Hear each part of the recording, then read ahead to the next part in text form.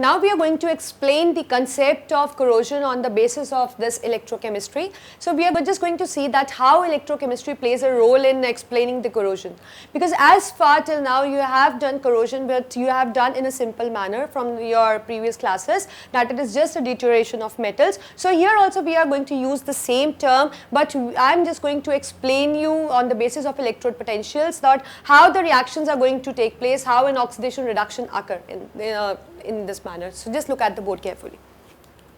So corrosion is the deterioration of metal. It is a deterioration of metal. This you know as far. So it is again a deterioration of metal, and you know that in this deterioration mostly occur in presence of moist air. This occur in presence of moist air. So now there are certain factors which affect the corrosion.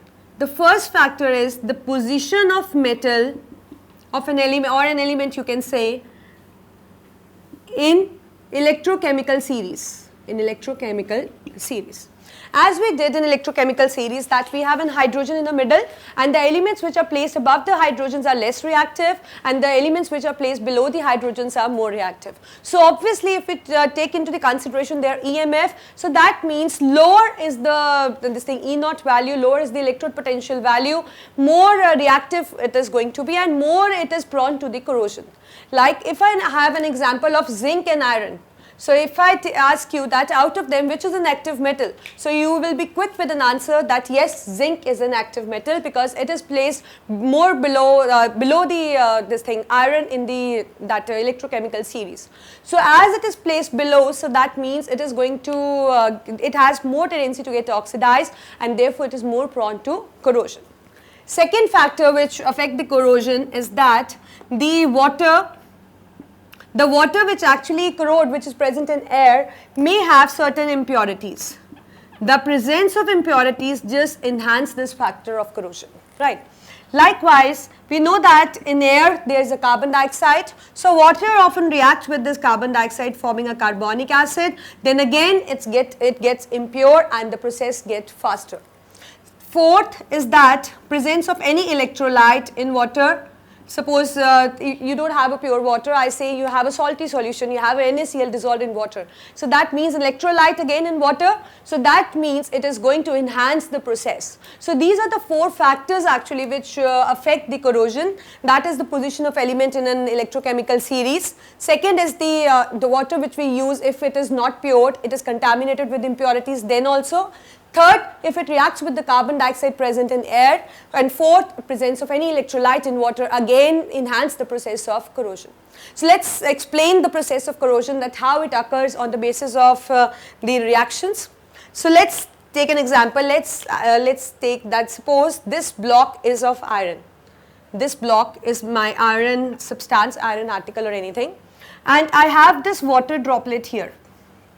I have a water droplet here. So this is my water droplet. You know that oxygen is in the air. This is my iron article.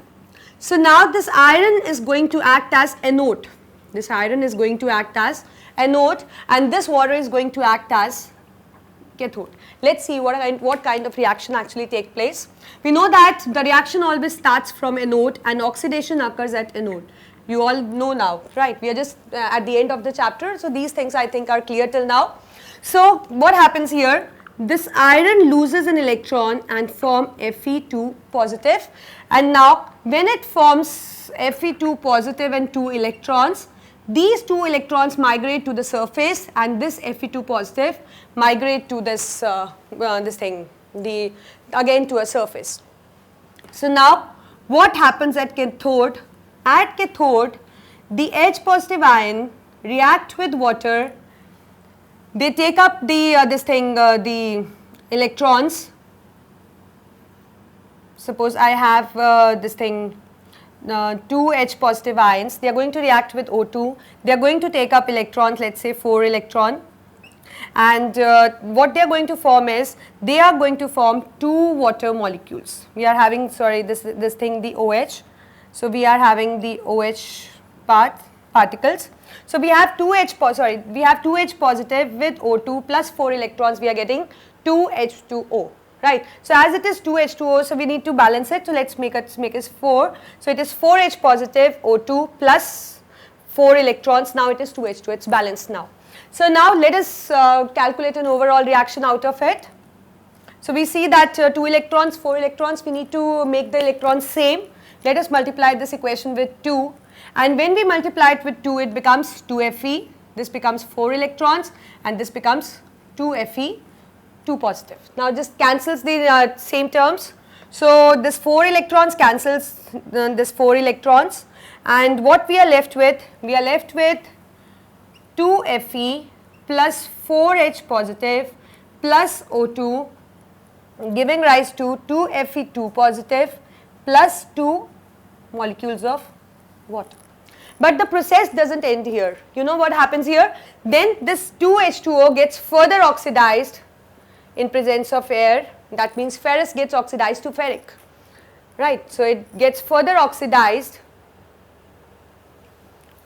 giving rise to ferric ions, and along with that we get it ferric ions react with oxygen forming Fe2O3 and 8H positive. So this Fe2O3 now reacts with water molecule, that is the forming a water of crystallization, a salt like Fe2O3XH2O, and you all know that this is a formula for rust. So this is how the rusting takes place. So corrosion is a basic concept, and for iron it is being given a special name, that is the rusting, and this is the rust, and I think you know that how it is formed. Now if you need to prevent this rusting, then what kind of methods do you follow? These are the same methods you did in your previous classes. First you can just cut off the, you can say, contact with the moisture, that is by painting or enameling. You can do galvanization. What is galvanization? It is depositing a thin layer of zinc on an iron article. That also, zinc being an inert, like is what happens, the zinc is a self-protecting metal. When it comes with the contact with moisture, it forms a zinc oxide layer, but that layer actually after the formation becomes impermeable. It doesn't allow the gases, or you can say a moisture, to go inside it. So therefore, the iron which is present below the zinc layer, this thing is not affected by the corrosion, right? So we can do the galvanization. Again, we can use the anti-rust materials. We can use the anti-rust chemicals, you can say. What's that? They are the chemicals or substances which you can apply a layer, and they will just cut off the contact of the iron with the moisture. Like we have alkaline phosphates, we have alkaline chromates, so you can use them as an anti-rust chemicals. And moreover, we know that we can also use an alloy of iron. We know that that is a stainless steel. It is resistant to corrosion, so we can do that. We can also do an electroplating, that is depositing a thin layer of copper and chromium on it. Again, it make iron passive towards the moisture. So what actually we need is, we need that the iron should not come in contact with the moisture, and we are doing it by following the different methods, by electroplating, by galvanization, by enameling, or by use of anti-rust chemicals, or by depositing a thin layer of zinc. All of them are just making iron passive towards the moisture, and hence it can prevent the rusting. So this is what is the corrosion process. I think you got it. So if you get a question in paper, so just define it first, and then you should know with the factors that are going to affect it. Then particularly take an example for rusting and explain the mechanism of rusting, and you will be thorough with the question now. So we just finished with this corrosion. So just see this.